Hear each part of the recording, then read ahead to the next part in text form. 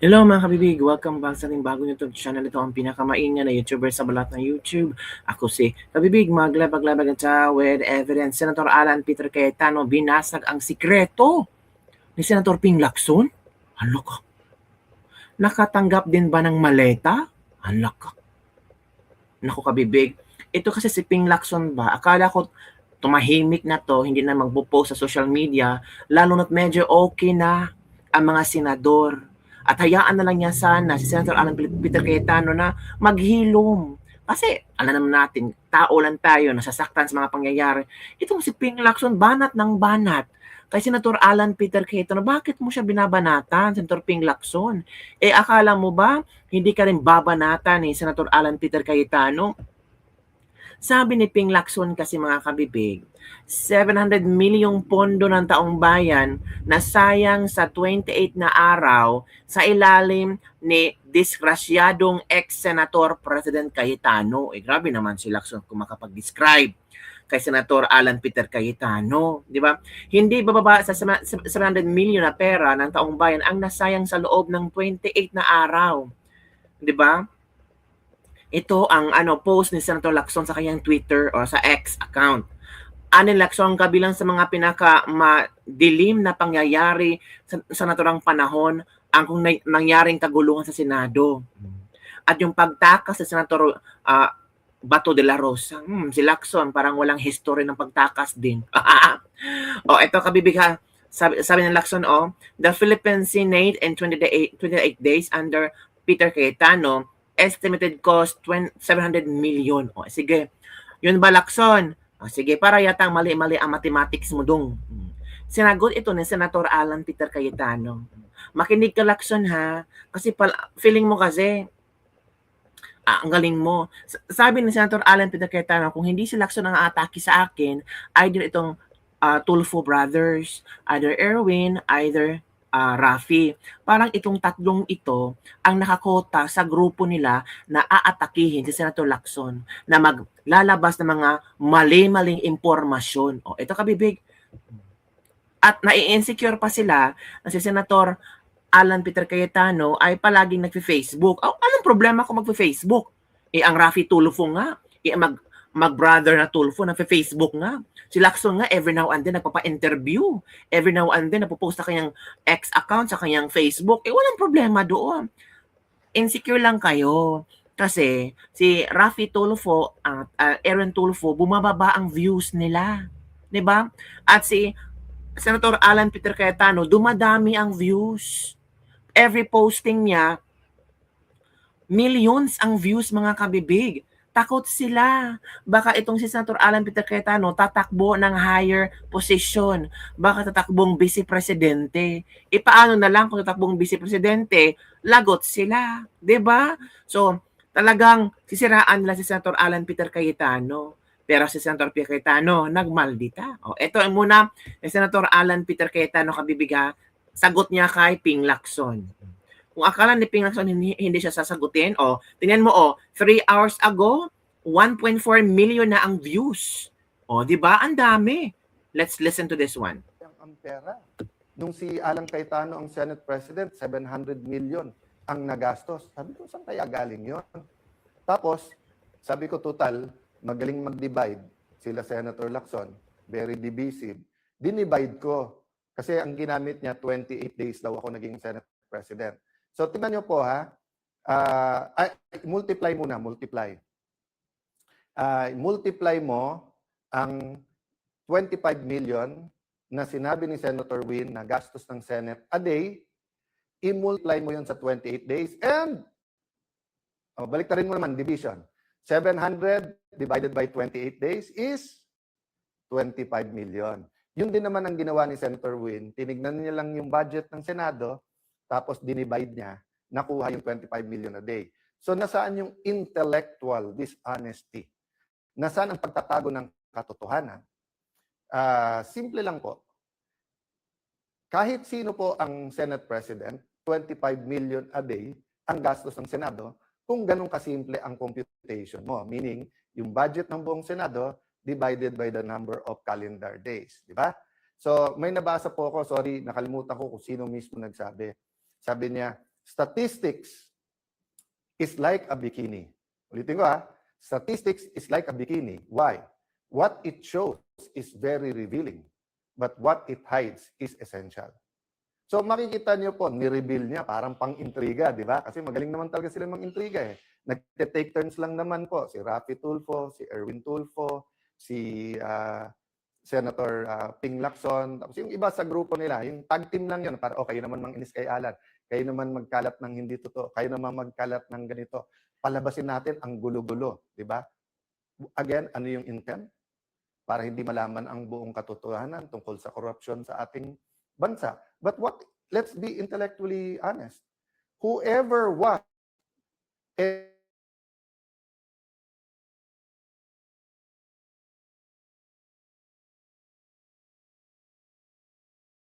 98 pa lang, congressman na po ako. Naging konsyal po ako for a short while po, vice mayor. Naging member po ako ng House of Representatives. 4 na term po, 4 na term. Pangatlong term ko na po ito bilang senador. I was privileged, no? God honored me by allowing me to be speaker and then for Senate President kahit maikse. I challenge lahat ng congressman, senador. Prove me wrong. Sa huling 3 araw, yung Monday to Wednesday, kapag kayan po ay session, diyan po ang ratsadahan. Kasi lahat ng pang second reading, i-second reading na natin. Lahat ng pang third reading, i-third reading na natin. Lahat ng, halimbawa, 7 ang nakapila sa Senate or 20 nakapila sa House sa interpellation, kakausapin na ng majority leader yon or mag-uusap majority minority leader. Pare, isa na lang magtanong, pasa na natin to. Yun po talaga ang ano doon. But what did the group of Senator Win and Senator Lacson do? Since May 11 po hanggang yesterday, hindi po sila naglagay ng mga miyembro ng committee nila as minority. Sila po ang ayaw magtrabaho. Hindi po sila naglagay ng mga miyembro para hindi mag-function yung mga committee. Question, paano po yung mga ready na for BICAM na ipapasa? Yung po ay inauthorize namin. Tatandaan nyo po, May 13, yung pong inatake ang Senado, yung pong sa NBI na sinasabi lang ngayon na halatang halata na ngayon ay part ng kanilang plano na sa amin binibintang. Alam nyo po ba na the next day po ay meron pong BICAM tungkol sa voucher system sa DepEd. Yun po ay nakakasana sa House of Representatives. Nag-confirm ako, tinawagan ko mismo si Speaker D na pupunta po ako doon. Tapos nagkagulo. Kinancel nila po yun. Kung hindi ako nagkakamali, si Senator Bam Aquino ang chairman nun, ang magpapatuloy nun. Meron napakarami pong hearing. Yung hearing si Senator Pia tinuloy. Yung kay Senator Pangilinan, nagtanong naman siya sa floor pero sunod-sunod na batiko sa iba't ibang mga pahayagan at online, kawawa daw yung farmers, dumating po sa Senate, tapos pagkatapos hindi pinakinggan. Kawawa po talaga kasi nagamit sila. Kasi pwedeng ituloy ang hearing. Hindi nila tinuloy. So yung sinasabi po nilang hindi nagtrabaho, waling-waling po yun. No? Walang katotohanan, panay kasinungalingan. No? And that's why yesterday po, ang main na inuna nila ay isang bill na maganda, na gusto natin lahat, na walang ano. Ang joke nga namin, naalala niyo yung 1990s, yung tinanong ng bata na, anak, parang wala kang ambisyon. What's your plans? At sasabihin ng anak, ang plans ko, mami, may sampagita, may gumamela, may orchids. Kasi plants pala yon, hindi plans.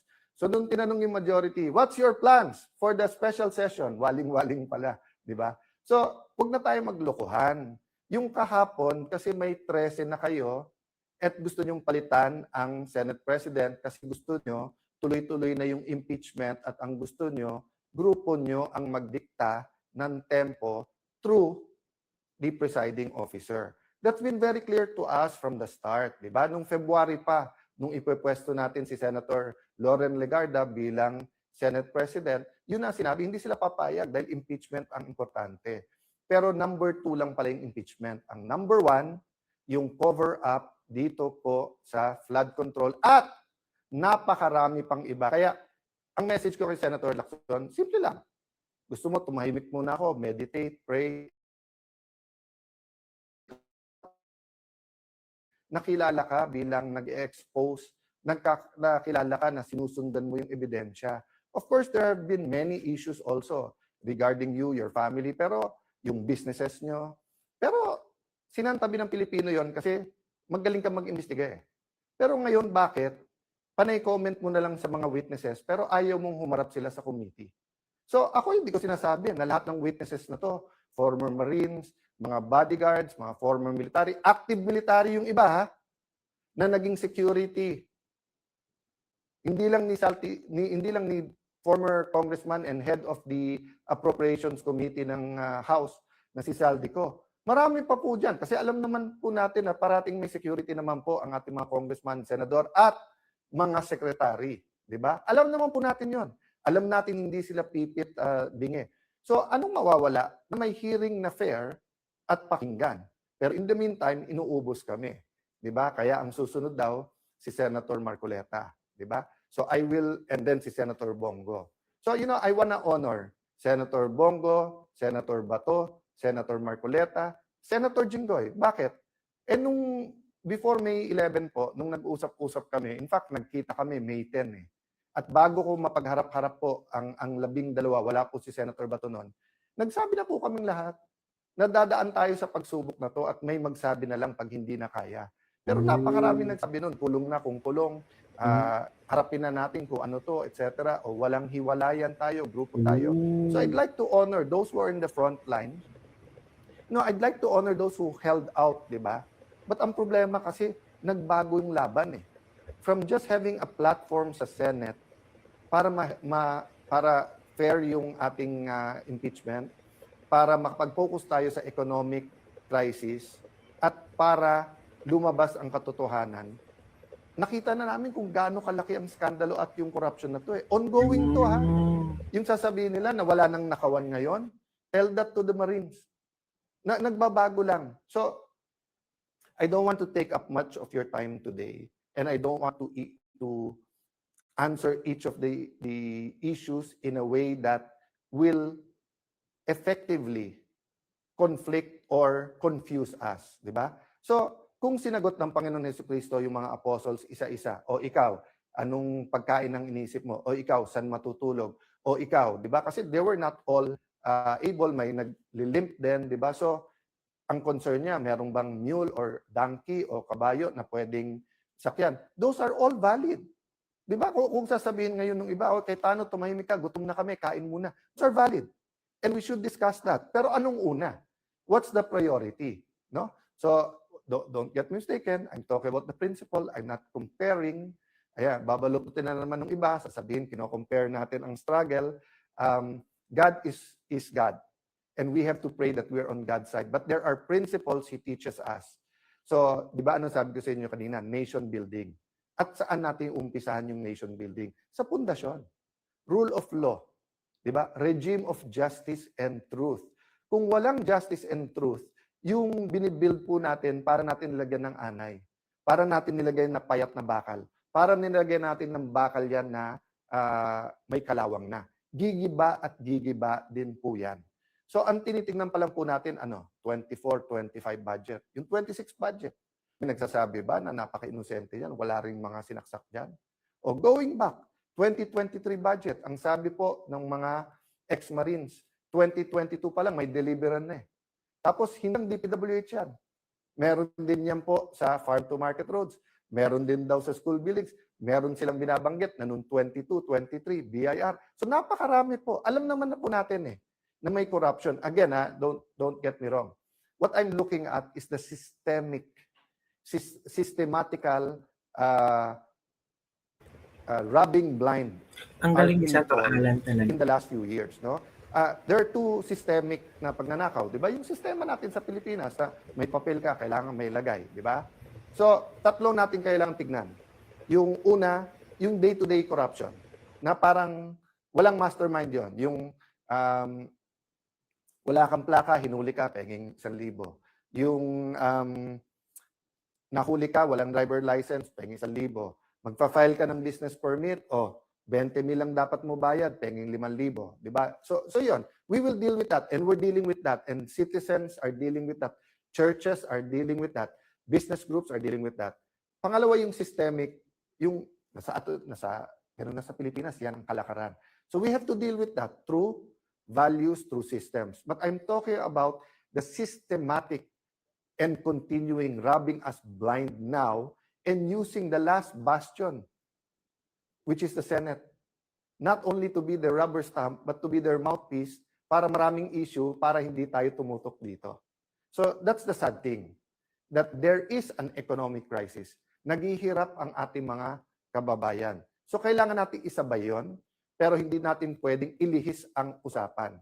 So in behalf of the senators I represent, in behalf of the people praying for us, in behalf of students, farmers, healthcare workers, Ang galing niya. OFWs, seafarers, Tatakbo itong vice presidente, bubutuhan pag-asa ko pa to. ba ang Pilipinas? Boss, boss, hindi kami nawawalan ng pag-asa. Huwag niyo kaming bossin, kayo boss namin. Ilan politiko na dumaan na kayo boss? You do not cover up from your boss. You tell the boss the truth. If you tell your boss lies, he will fire you and even put you in jail. Diba? Pero ngayon po, hindi. So may dalawang boss. Boss ng cover up at saka yung boss ng gustong mag-uncover. Please meditate on that. Boss ng Handa cover po up. tayo.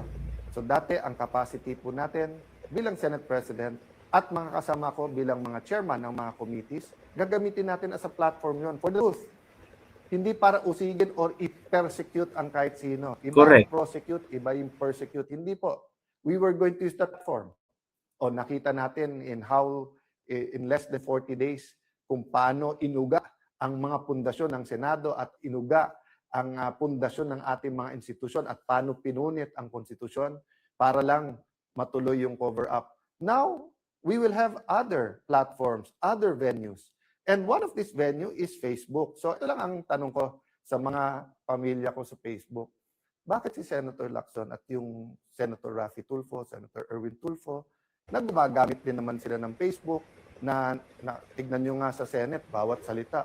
So, ng ganun, gumanon, may sumusunod sa kanila di ba? O tapos, makikita mo, pati kay Senator Lacson, yung angal ni Senator Marcoleta, pati sa SAY, kahit anong committee, ni-edit, pinapaganda yung itsura, di ba? Yung sa MI, hindi ko alam kung ba yun yung talagang nag-ayos nung hearing. Or everyone is aware that it's not only mainstream, meron din social media. But ba't kayo galit na galit pag nagpe-Facebook ako? Ang hilig nyo rin mag-Facebook. So, correct. Hindi, kasi mas maraming nanonood kay Alan Cayetano kasi nagsasabi ako ng totoo.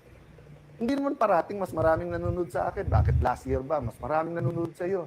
Raffy at Erwin Tulfo. At problema, nabuko kayo na may tinatago kayo. Diba? Hindi lang sa sarili, para pati din sa Malacanang. So, walang perpekto sa atin. Correct. It's time for real change. So, yun ang hinihingi ko mga kababayan. Huwag po tayong susuko. Huwag po tayong manghihina. Tao din naman po ako. So, I spent the day yesterday, sabi ng asawa ko, pwede kang kumain ng sisig ngayong gabi. Kasi nga, mataas kolesterol ko eh.